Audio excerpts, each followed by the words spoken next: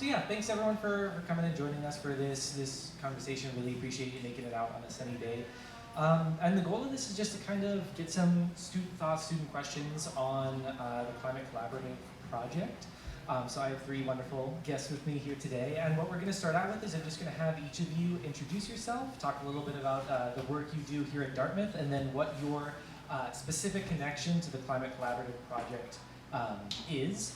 And then after that, we'll just open it up for questions. We'll make a conversation out of it, hear people's thoughts and things they want to know about, and yeah. All right, so Laura, we'll start with you. Great, thank you. Laura Ogden, and I'm an anthropologist, environmental anthropologist here. My research itself is not really about climate issues. It hasn't been, but for the last 20 years or so, I've been working with communities, mainly in southernmost Chile, about how conservation is affecting and transforming their lives.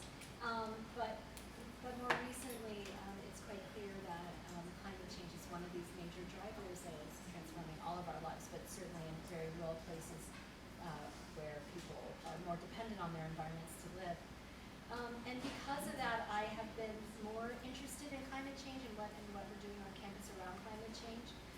And so in January, the provost asked me to lead an effort on campus to try to ask that question: what kinds of teaching and research is happening around campus on climate change, and what are we doing that's we're doing really well, and also what can we be doing better? And so for the last several months, I've been having a lot of meetings with faculty, mainly to try to understand the breadth of work that's happening, and then come up with a plan with a lot of input from faculty and staff and students that sort of lays out where we should be going in the future. Thanks, Laura. Hi everyone, I'm Josh Keniston. I'm the Senior Vice President for Capital Planning and Campus Operations. So I've been at Dartmouth for a little over 6 years now, and one of the kind of through lines of all of my kind of different roles I played here has really been looking at our energy transition and how do we think about transforming essentially our campus for the future. And so energy is just one of kind of the elements that I focus on in my portfolio. I also am looking a fair bit at housing, which of course is very linked in with energy and sustainability and climate in terms of how we think about developing and designing housing. And then I have a couple of other things I look at. Childcare is one, but more broadly just looking at kind of our 5-year capital plan and how are we planning on our campus and how are we deploying our resources. And so the Climate Collaborative is really something that has started to take form really in the last 3 or 4 months, but I think it's been kind of percolating for probably over a year now, and I'm really excited, or 10, yeah, some version of this, depending on what we want to call it. And I'm really excited to see it coming together, and I think part of my job is to kind of think about how do we link what we're doing from the campus operation sides of things to what we do on the academic side. And I think that we have a real opportunity to lead in this space and think about if we're going to make a massive investment of $500 million into our campus operations, how do we do it in a way that is connected to all of the academic work that we're doing and leverage that as a resource. So really excited to take this next step. Hi y'all, I'm Rosie. I'm the Director of Sustainability. And I think the reason I was saying that the Dartmouth Climate Collaborative comes out of 10 years of work is because I think we at Dartmouth, I've been back here, I went to Dartmouth as an undergrad, I've been back here for 14 years. And we have been working on climate and how to connect Dartmouth's core mission, which is educating all of you, and developing research and scholarship with our campus operations for a long time. When I think about the collaborative, it's called the Dartmouth Climate Collaborative. So taking the Dartmouth part, I think the operative question is, what can Dartmouth offer to the world to help work on climate change that's distinctive? How can we particularly contribute in ways that Princeton isn't, or Harvard isn't, or whatever? In some ways, we're not at all a special snowflake. There are lots of universities in this country who are contributing to climate change research and teaching, and who are decarbonizing their operations. But in other ways, we have a lot of distinctions. So what are those distinctions, and how can we leverage those to contribute to solving for climate change or making climate change less dramatic. And then collaborative is a really important word.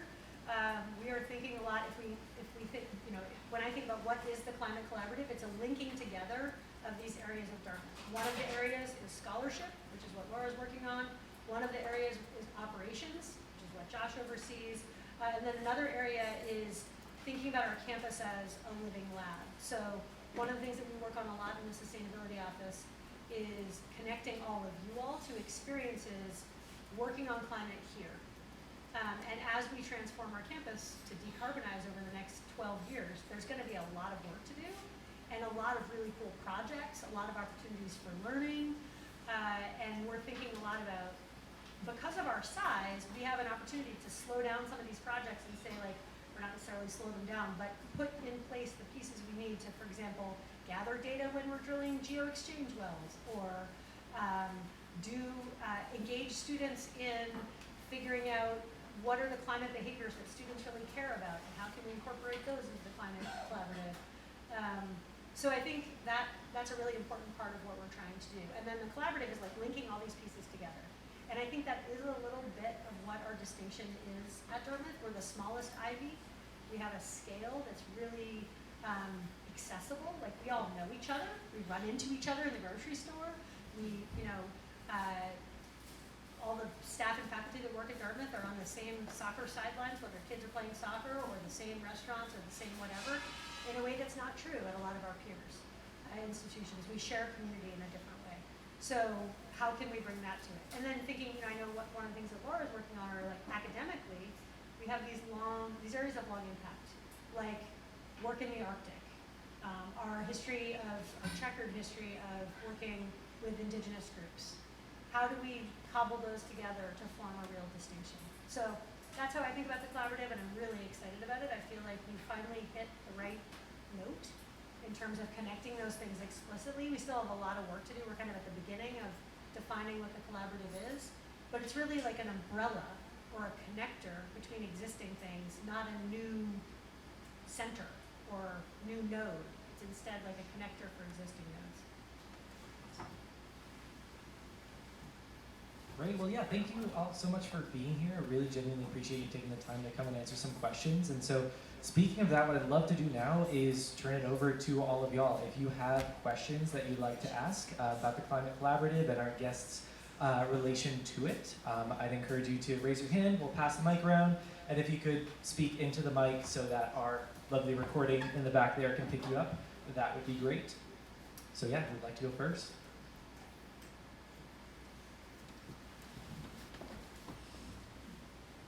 Hi, my name is Anna. I'm a senior. This is a pretty basic question, but I'm wondering how you guys came up with the 500 million. Like, it's kind of a round number, but like, what else kind of went into that?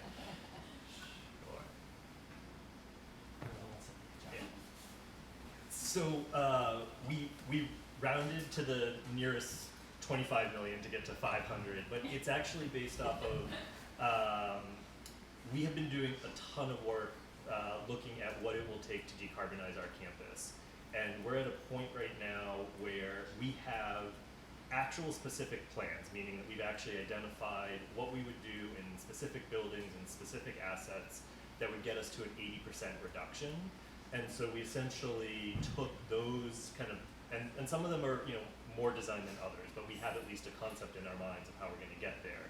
And so we took those plans and put on top of it essentially the timeline that we're trying to achieve and how much, a rough estimate of what it's going to cost. And that's where we got that $500 million number. And so it's based off of kind of real planned activities that we intend to take over the coming years. Over the coming 5 years. Over the coming 5 years. And I think we are fortunate that we've, both the Board of Trustees has been supportive of this as a priority, and so we've been able to actually prioritize some of our funds to directly fund this. So we're actually, a lot of the dollars are coming from endowment distributions and other parts of our operating budget to make this all work. One thing of note there, I talked about kind of how, we base this off of a plan where we have actual ideas of how to get to an 80% reduction. We've made a commitment to get to 100% reduction.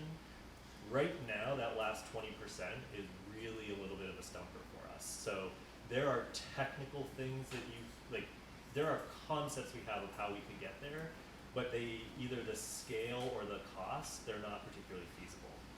Like the amount of solar that we would need is like more land than we have, and so there's this trade-off of like, well, does that actually make sense, right? As we're thinking about everything, and so at this point, part of the concept of the climate collaborative is being part of the solution to actually contribute beyond just with what we pick to install on our own campus, but how can we support either through the research we're doing or the students that we support who go out into industry, like how can we actually be part of the solution to come up with the innovation that's going to help us solve that last 20%. And so we have a little bit of time, right? 2050, there's some time out there, but not a lot. And so I think we need to be part of the solution, not just in terms of what we do on campus, but actually incubating the research, the alums that are going to go out there and come up with the innovation that gets us that final piece. So it's exciting. It's a big number too. The piece that we need everyone's help with is that when we start construction later this summer, there's going to be disruption, but it's going to be short-term disruption for long-term gain. And so folks that care about this are going to need to help us remind people like, yeah, I know that the path that you take to get to XYZ is going to be changed for a couple weeks. It's okay, like it's moving us in the right direction. Yeah, and for our next question, Rachel, would you mind actually grabbing that second microphone there? I think we would be best to make use of that one, and then we can have audience members answer using that one. Sorry, I just had a quick follow-up to that. Since you said the numbers, I'm Grace, by the way. I'm also a senior. Since you said that, like the 500 million comes from that planning to 80%, does that mean that there's like wiggle room that doesn't cover like how, will that change, or is that sort of like a cap? It is a really good estimate, and I would not think of it as a cap. In some ways, you probably are going to invest more than that. And so one of the things that we've been planning alongside all of this work is renewing 60% of all of our undergraduate residence halls, which I think if any of you have spent much time living there, you know that they're much in need. So that 500 million doesn't include any work that we're going to do in the residence halls that would help with energy efficiency or improve the kind of conditions there. So I view it as a very good estimate, and it's something that's going to continue to evolve as we put kind of more specifics to it.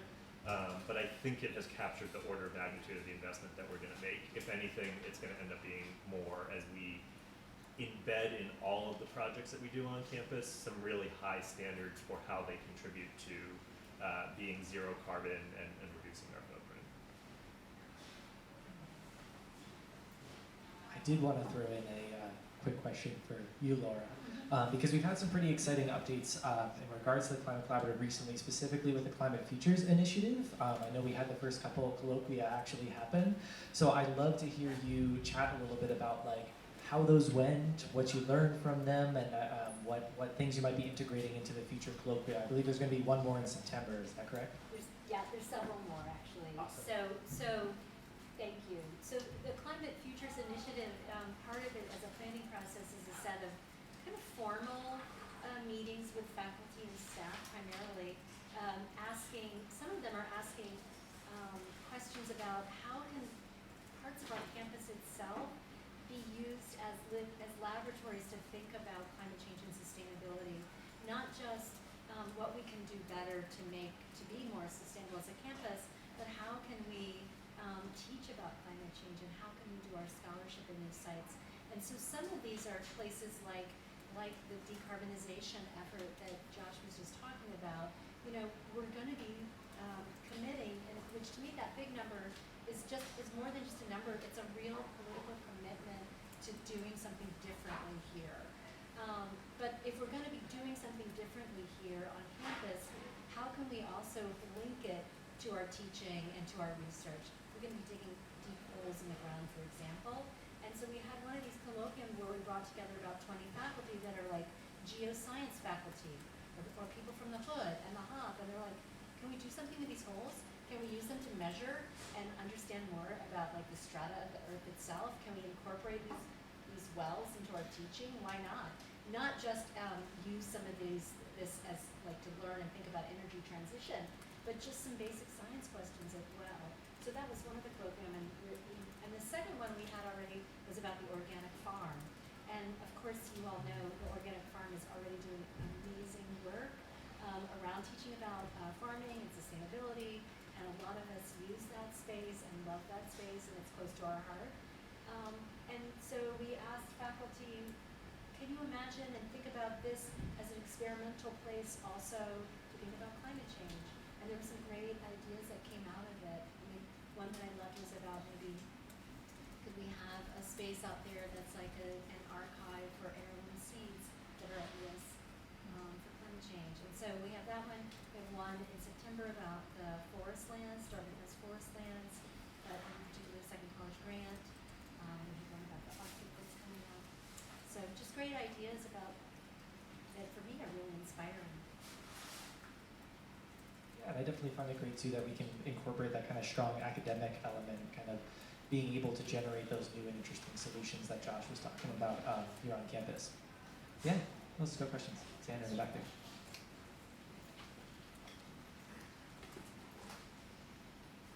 Hi, I'm Xander. I'm a freshman here.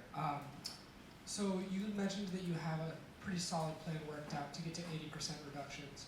Would Dartmouth ever consider finishing out that last 20% with offsets or carbon credits or anything of that sort? Or is there some kind of commitment to get 100% internal net zero? Yeah, so for scope 1 and 2, and just I think most folks know that when you look at carbon, there's scope 1, there's scope 2, and there's scope 3. Largely scope 1 and 2 are the ones that as an institution we have the most direct control over. So it's the emissions that come out of our own heating plant. There are emissions related to the electricity that we consume from the grid. Scope 3 are things that are obviously really connected to what we do, but we have less control over it. It has to do with how students and employees travel back and forth to campus, and we may not be able to control the type of vehicle that is being used, for example. So on scope 1 and 2, our commitment is not to use offsets. That we really think we need to solve for that here on our campus and in our own electrical grid. So we are committed to essentially figuring out solutions that we can deploy on our campus or that we can be part of in the broader ISO New England grid, which is where we get our electricity. Scope 3 is a bigger question, and I think that we aren't ruling out the fact that offsets may be part of the picture on scope 3, but there would have to be a lot of work done to make sure that those offsets are actually real and valuable, which I think is a real struggle right now to validate that they're actually having the impact that they say they have. So I think we're focused right now on executing on the scope 1 and 2 goals. And I think on scope 3, one of the areas of focus that we're going to have, and we're actually adding a role on Rosie's team in the sustainability office, is to actually help us to start to track and quantify. We really don't have our heads wrapped around what our scope 3 emissions are right now. And so it's hard for us to start thinking about what targets should be for reduction until we know what our baseline is. And that's going to be complex work. And this, again, there's some intersection here, like how we think about data science and tracking information and modeling and all these things. So I think there's some really cool opportunities for us in the years ahead to work on that. You want to say anything else on that? So scope 3 emissions, for those of you that are not thinking about scope 3 all the time, are like, what is the emissions of that cruller that you're eating here on Dartmouth's property that we bought from Lou's that has like flour in it from wherever and sugar glaze from wherever? How are we thinking about those emissions? And that's why those are difficult to abate, because you can imagine that's complicated, right? The emissions of the Dartmouth food supply chain or the emissions associated with this chair, which Dartmouth is responsible for, but we're not responsible for the whole chair factory. So that's what scope 3 is, for those of you that don't think about emissions at that level time. Hey, I know this is on the docket for later, but I thought it'd be a good point to bring it up now. I was wondering, could you explain, like you said, scope 1, 2, and 3. What is the timeline for the changes, and what can students expect to see over the next year, 2 years, 3 years, and what are the sort of accompanying that? What are the how will facility access and things change as well? Yeah, great question, Rohan. So scope, the emissions targets are immediate, right? Like we have to get going immediately to hit our 2030 goal. So you're gonna start seeing construction in the next couple of months. And we will be working over the next 7 years very intensively to decarbonize our scope 1 and 2 emissions. So our distribution system needs to change. Currently our heat is distributed as steam. We're gonna change that to hot water. That's gonna mean digging lots of trenches to bring hot water pipe to different buildings. We're gonna have to transition buildings, which are currently heated with steam, to use hot water technology, hydronic heating and cooling for those buildings, and that's gonna be construction. And then we're gonna have to find sources for all of that heat. That's gonna include a lot of geo-exchange, as well as heat pumps that are gonna move water around campus, and you're gonna see construction of those things start as early as the fall. So we're gonna move in districts, so we're not gonna do the whole campus all at the same time. You could imagine this is a really complex project. We can't shut down all the dorms, for example, and rip out the guts of all the dorms at the same time. That would not work. Or we can't shut down every classroom building at the same time. So we're gonna move in districts, and we're gonna try to be as complete in each district as possible before we move on to the next district. So that's how we're gonna try to do it to minimize impacts. But you're gonna see construction as soon as, within a month, you're gonna start to see stuff getting dug up. Do you know what you're starting with? Yeah, so we're starting with distribution pipeline that's gonna go down Millock Street, and then we are going to probably begin geo-exchange wells in the fall, in the early fall. Start to lay some of the geo-exchange wells.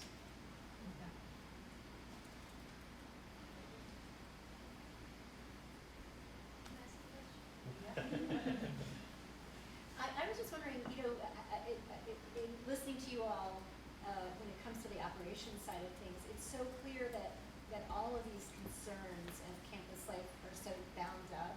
And so how is housing, because you need swing housing, how is that fitting into that? I just was like, oh, yeah. Maybe the students like to come over to my house for a month? Yeah, and so I think part of our plan, so I think folks know we're taking the Fairweather Halls offline. One of the things we're really excited about is we are, as that comes back online in probably 18 to 24 months, that's going to be a really efficient building. It's going to be phenomenal. It's going to have air conditioning. It's going to have air conditioning. Everyone's going to want that. Yeah, I know. And so part of the, and we have a lot more buildings like that we want to do. We want to do Mass Row.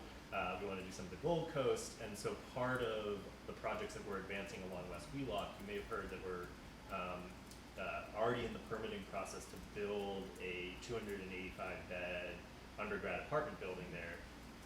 Those beds, I think some people are like, well, wait, are you trying to expand? Well, we need those beds to have as swing beds, and so that's so that we can do more of these other projects. And as we build new housing, for us to achieve our goals of zero carbon, it means that the new buildings that we build have to be less than zero. Have to be net zero plus, right? Yeah. And so I think we're having it's really interesting to see some of the strategies that we're deploying on these new buildings, really tight envelopes, thinking about how we design not only for energy efficiency but also for wellness. One of the things I think we've learned coming out of the pandemic was this idea of being able to have access to fresh air, and how do we actually design communal spaces that can work for everyone. And so it's a really fun time to be doing these kind of projects and looking at it through the lens of climate and energy and sustainability. But also wellness as well. Yeah, just absolutely. livability. Yeah.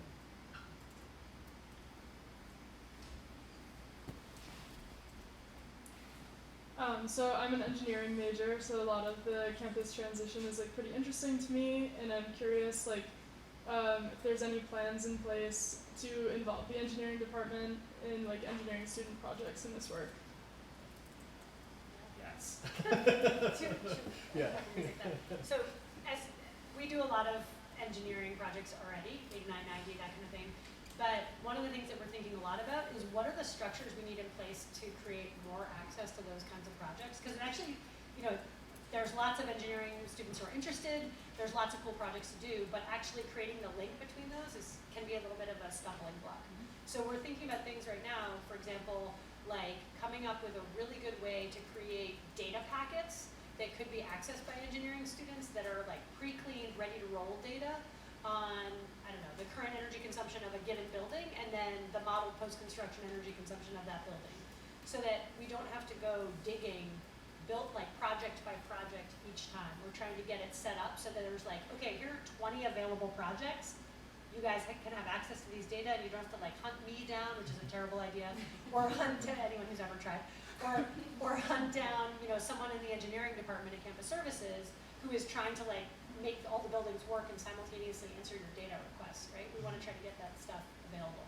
So yes, and we're starting to think a lot about what are the mechanisms that will make that really easy so that when Anna wants to do a project, it's like ready to go.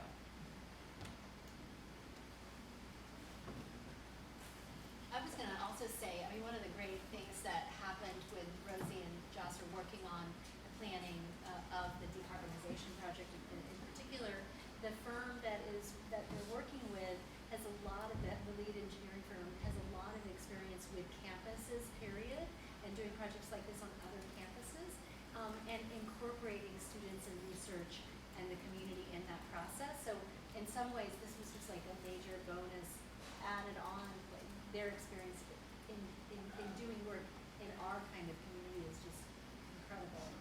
That's part of why we picked them. Yeah, They were like willing to work I with assume, students. yeah, but I've learned so much from that. Hi, I'm Brian, 25, or Lizzie, and Josh. Yeah, I guess parodying off of like involving students like beyond the engineering department, like a lot of like innovative companies are coming in, like students, like a lot of us might even want to like work on decarbonization in other spaces and places that we care about. Like, are there ways to like work with these companies directly and not necessarily skip the avenue of like teachers, but taking learning outside the classroom and like maybe even take it outside of the structure of a class for students, like, you know, the D plan is tricky and only being able to pick 3 courses out of like a lot of cool offerings is tricky too. So like, are there plans or like processes in place to like start thinking about that? Yeah. Yeah, I mean, there's a couple great mechanisms for that. One is internships, is like setting up easy ways to do internships that work on these projects, both like in the sustainability office, but also maybe with a lot of the companies that are doing some of this work.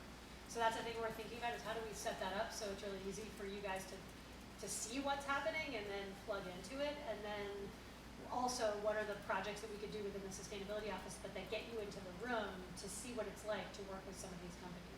And important to note that when we're digging stuff up, like I know Brian cares a lot about landscape, when we're digging stuff up, we're going to put landscape back. So it leads to not just energy opportunities, but all kinds of related sustainability opportunities. How are we thinking about irrigation when we, you know, maybe one day we're going to drill a whole bunch of geo-exchange wells on the green, which would actually be an awesome place for geo-exchange. When we put the green back, how are we thinking about the soil we're putting back? What about, like, you know, right now the soil on the green is effectively dead because of all the foot traffic and, you know, I don't know, 60 years since it was last fluffed up in any major way. That's probably not a technical term. What are we going to put back? What's the irrigation system going to be? What's the grass seed going to be? How are we thinking about it? That's an opportunity to kind of look at a different issue that's related to this transition because of the opportunity it provides. So that's the kind of thing. I mean, I think we're thinking of, we say campus as lab, but really it's like campus as sandbox, internship experience, lab, research subject, like keep going, ... And we're trying to think really creatively about what are all the ways we can create those opportunities. And I'll just add, I don't think we have it totally figured out yet. I mean, one of the things that we're standing up is the Climate Collaborative Advisory Council, which actually has alumni representation on it. It has student representation on it, faculty representation, staff representation, and you know, part of what we were really intentional as we kind of launched this was to know that we have a lot of amazing things already happening on campus. As we were putting the website together, like we kept finding all these, like there were so many faculty doing amazing work that like I was like, why were we paying a consultant to talk to us about this in operations? Like, we should have just had, you know, a conversation. And we're finding the same thing in the alumni space. Like, there are alums that keep coming forward that are doing awesome stuff and are willing to talk to us for, you know, an hour or two. You know, sometimes they want to sell us something, but sometimes they just want to share what they know. A lot of times they want to sell something. But I think we want to create space for all of that, and so part of what we're trying to do with some of these initial kind of planning efforts with conversations like today is also to understand where are opportunities to collaborate better. And so if you know of things that are awesome that alums are doing, or that there are kind of connections that we should be fostering, like, we kind of want to be a sponge for those and absorb them and try and find ways to kind of bake them into our process. One of the things, Brian, that you, I think also, aside from internships, which I think could be part of this, is that a key question that I have, and I think will be, that I hope this year-long planning process will answer is, like, what kind of curriculum do we need that ensures that across campus we make sure that all of us across campus leave this institution with some knowledge about climate change and what it's doing and how it's touching communities and ecosystems and the places people love. And so this is an open question to me. Like, what does that curriculum look like? And this is what I would love to hear. Like, what do we need to do that? This is one of the challenges of my life, my children's lives. How do we make citizens who are climate citizens? And I think that's a curriculum question too, and maybe it does mean we need to be more nimble than we were before.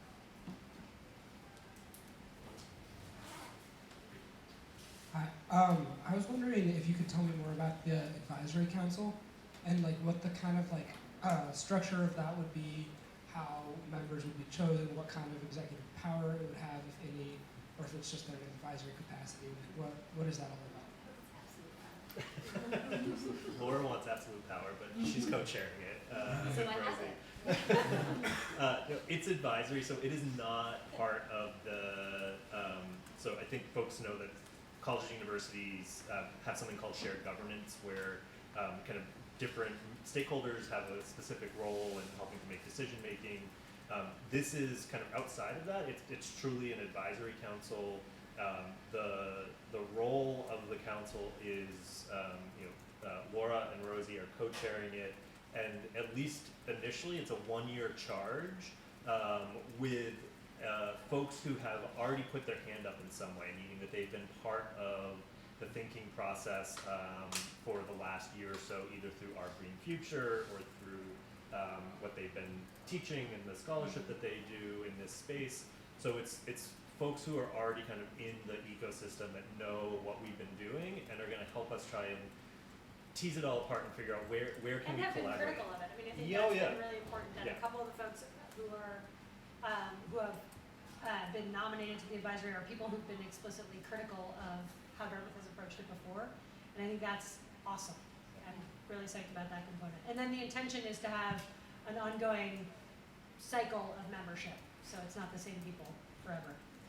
Yeah, and so that the council, I think we're about ready to announce everyone. I think it's in the next week or so. We'll announce who's on that council, and the goal is to meet at least every 3 months and to really be a feedback mechanism to say, hey, here's where we see opportunities for more collaboration across all of these different areas that we were talking about, and then also provide feedback about how do we prioritize. You know, I think even with $500 million, we're going to have to make trade-offs, and there are going to be times where we say, okay, do we decide to put a certain heat pump plant on pause in favor of more energy efficiency work, and what are the trade-offs there? And so I think having folks around the table that have lots of different perspectives. Some come from kind of a very energy engineering perspective, others from much more of a humanities perspective, right? And I think that's going to be, to Rosie's earlier point, if we're going to do this right, that's going to be our special sauce, which is to look at this from all the different angles and to say, okay, there may have been one absolute, like from a pure carbon reduction standpoint, there may have been a clear right answer. But when we look at the impact of all these different stakeholders, if we look at the impact of the actual process to construct, that maybe going with the absolute most carbon reduction isn't the right choice there, that maybe we go with the second or third best because it's better for the local community. It's something that pairs better with what the town of Hanover is doing or with research that we're doing. And so the advisory council is to help us wade through some of those questions where it's multi-factor and we need to be looking at it from all different angles. I'm also really hoping to rope that group into, so we spent a year doing a process called the Our Green Future process, which developed a set of sustainability aspirations, of which the greenhouse gas emissions goals that President Bilock announced were one. But there's ambition across 5 other operational categories. And one of my hopes is that the advisory body is going to provide guidance on which of those get elevated as goals that Dartmouth sets. So for example, we can't simultaneously do this decarbonization project, tackle all of our transportation emissions, tackle all of our food emissions, have transition all of our landscape to the highest carbon potential landscaping, etc. We have to figure out how to kind of stage all of this stuff. But my hope is that the council can continue to provide recommendations of like, actually, here's an additional place we can act, so that we keep pushing towards greater and greater sustainability in our operations. Awesome, thank you all. Speaking of Our Green Future, I have a quick three-part question for you. Each individual component might be quick, but anyways, so speaking of Our Green Future, DSG and there were multiple stages in Our Green Future where students were allowed to provide input. I was on one of the working groups. DSG helped partner with you guys on a session where student input was provided. I wanted to ask, how has student input been factored into decisions thus far? Are there any specific initiatives that you're thinking the planning process right now where students can provide feedback on, and what would be the outlet you'd like to provide for that? Like, will there be an open session of the Climate Advisory Council, more sessions like this? Like, basically, what are the suite of things that you are going to be talking about and have talked about in regards to bringing students' input into the decision-making process? I would say yes and yes, like more forums like this, forums like the one we did for OGF where we had like ideas up on the board and people were up on the walls and people were able to comment. And then also, we're going to have student representatives on the advisory council and then using those student representatives. So I think it would be really great to have those student representatives host listening sessions and bring ideas into the council. And then, I think one of the things that I'm proudest of about the Sustainability Office, and I think that this will continue, is that everything we've done, including the office itself, comes from students who are like fired up about something and want something to happen. So I think there's continued opportunity for students. I think students of the past have shaped where we are now, and there's huge opportunity for you to shape where we're going. Yeah, I mean, I'll just reflecting on kind of how we got here. I mean, one of the big, I always forget the number, engines 8990. Yeah. Was it 3 years ago? The one, That did like the energy modeling? assessment, yeah. Like there was a class that Mallory did a Bird's here. project Anyone remembers? that basically took a lot of the data and they probably could have done more if we were able to get data to them in quicker than 5 weeks. Yeah. But that class actually did a bunch of modeling that demonstrated that prioritizing energy efficiency was just a smarter move across the board. Like we had been spending a lot of time thinking about how do we replace number 6 fuel oil, like the oil and it was kind of a singular question of like how do we replace this one thing? And they were actually transformational in coming back and saying, actually you need to look at this from all the different levers, and our model shows that you should actually be pulling on the energy efficiency lever harder than you are right now, and it really transformed how we thought about prioritizing our transition from steam to hot water, how we thought about investments in some of our efficiency work. So as an example, there was, for the Dartmouth Hall project that was recently wrapped up, there was an initial decision not to add additional insulation because the payback period was longer than 10 years. Well, this model came out and was really helpful to say, like, that's too short of a time period to be looking at. And even though you may not hit the levels of efficiency because you can't actually fully insulate it, the brick will crumble.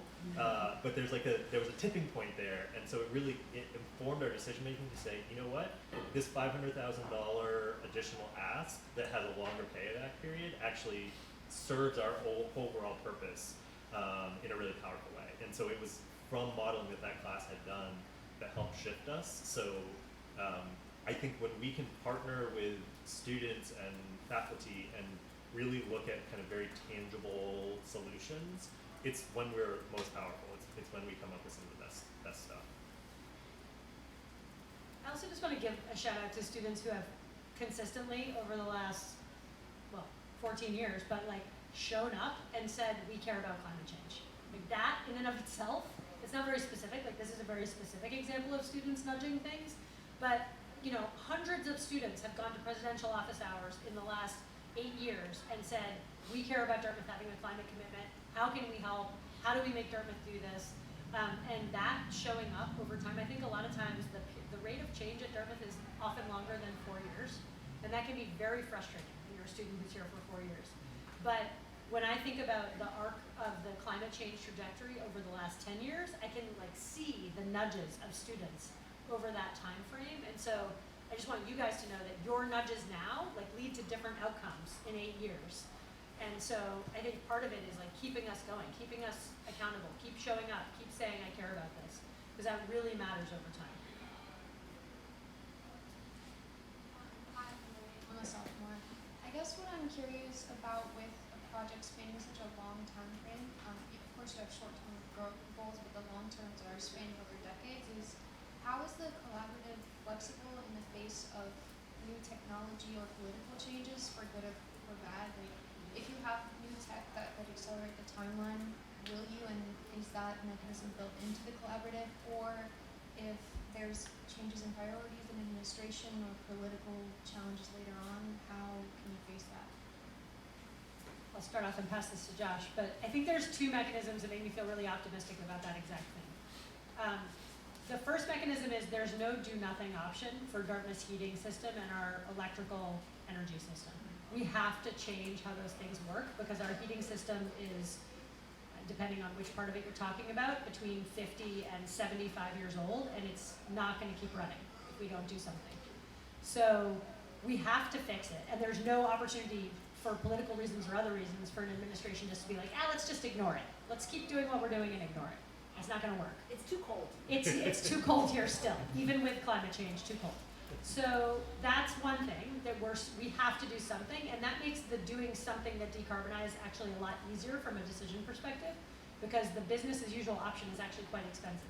Replacing the steam system as it is today is actually an expensive thing to do. So replacing it with a flexible hot water system is marginally more expensive, but it's not, it's not zero cost compared to 500 million. So that's the first thing. The second thing is that I think a really smart strategy that we've adopted is districtizing the campus. The reason that's a smart strategy is because each district can operate on its own. And so when we finish District 1, we're going to use the technologies that are available right now. But when we get to District 2, we might already be looking at District 3 and have different options because there's new technologies that have arrived. So things we're thinking about and kind of keeping on the radar are battery technologies, heat battery technologies like sand batteries. Right now, heat is mostly stored in water or in molten salt, but there's all kinds of things that are changing about that. Electrical technologies are evolving really fast. Renewable technologies are evolving really fast. So we're thinking about, as we go in each district, it doesn't necessarily mean we're going to do exactly the same thing in District 9 that we do in District 1. District 8, how many are there? 9? 8. So District 8 might be really different than District 1. And I think that's another thing that makes me feel really good. That was a question that actually one of the trustees asked me in my first year. How are we going to be ready for future technologies? Our current system is not adaptable, cannot adopt future technologies at all. So how do you design a system that's flexible and adaptable? I think part of it is that you have to think about it in units so that you can adapt as you go. So we are running up on 4 o'clock here. I think we probably have time for one last quick question from the audience, and then we will we'll wrap things up.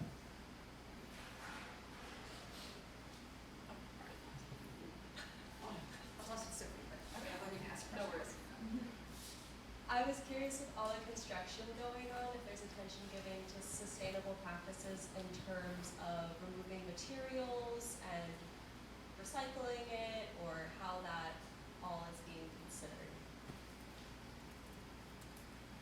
Yeah, so I think we're looking at this from all angles. So we're thinking a lot about, for example, when we're drilling, how are we handling the soils?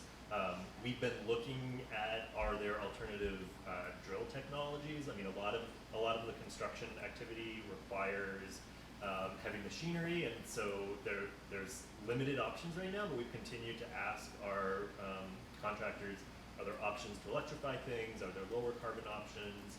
And one of the things that we're looking at for some of the actual construction as well is thinking about the embodied carbon. And this is something that we're starting to incorporate into all of our construction, which is just to think about how do we select materials that have less packaging waste, that the way that they're actually produced have either are good at embodying carbon or require less to produce. So one of the things, for example, that's a lot of folks are talking about is lower carbon concrete. Concrete is really intensive from a carbon perspective, and there's some new technology out there. And so we are large enough, we do enough construction that if we start asking it, we may actually find that the market will start responding, because it doesn't currently exist in our area. And so we're starting to have Low conversations. carbon concrete, not available yet in this region, but we're trying to drive that market. Right, because we have enough projects that suppliers will actually respond when we say, hey, this is the type of thing we're going to need. We're going to use it in our next 5 projects. Will you think about retrofitting some of your equipment to make it happen? So, construction is tough. We're trying to plug into an industry that has been doing things for a long time a certain way, but we are thinking about it, and we're trying to make improvements there as well. One of the things that Josh brought up that I think is important, just because it changes how we make decisions, is using tools like embodied carbon to change decision making. So embodied carbon is like, what is the carbon that already is captured in this room, right? Like when Collis was built, they laid this concrete down, and there was carbon emitted in the construction of this building. So one of the things that I love about using metrics like embodied carbon is when you're thinking about what we're going to do next, you now have to think about what is the carbon lost when you tear down that building, right? There's already carbon that's been expended. You're essentially throwing that carbon away, and that changes decision making. And we've seen that across our decision process, that if you get the right metrics in place, it starts to drive hey, what are we doing with this construction debris? If we're responsible for the carbon emitted when we get rid of this construction debris, we think about the construction debris really differently. So that's something that makes me really excited, is we're starting to kind of push it down the supply chain.